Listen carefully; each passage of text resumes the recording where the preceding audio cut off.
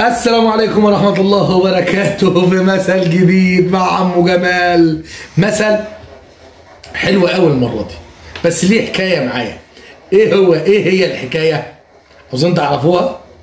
استنوني، اوعوا تمشوا بعيد، مستنيكم عمو جمال.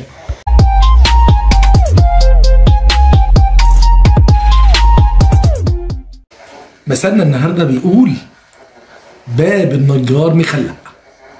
ايه حكايه المثل ده؟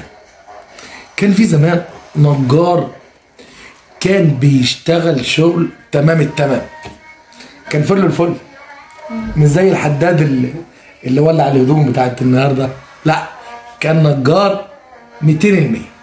كان بيراعي ضميره في الشغل خالص، اشتغل العمر كله لغايه ما خد نمبر 1، مش محمد رمضان جعفر العمده، لا نمبر 1 في النجاره. وكان بيعمل نجاره وكان بيعمل اشكال وارابيسك وحاجات جميله جدا. في يوم من الايام قاعد مع مراته وقال لها يا ام محمد انا عاوز ابطل الشغلانه دي. قالت له ليه يا راجل، ده انت احسن نجار في المدينه.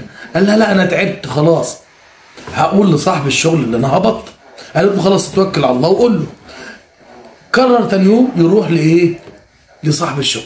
صاحب الشغل قال له خير يا ابو محمد، ايه اللي حصل؟ قال له انا بطلت، اللي انا مش عاوز ابطل النجاره. قال له متاكد ان انت عاوز تبطل النجاره؟ قال له ايوه. طب خلاص انت بطل واعمل ماتش اعتزال يا عمي كمان، وهجيب لك جمهور ويسقف لك وكل حاجه، بس بشرط. قال له ايه هو الشرط؟ قال له الشرط، استنونا عشان تسمعوا الشرط. عاوز تعرف الشرط يا محمد؟ اقوله لك؟ اقوله لكم يا اطفال؟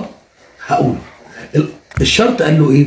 قال له انت هتبني لي بيت من خشب، كله خشب في خشب، بيت محترم واسع وكبير وحواليه جنينه. النجار قال له ماشي.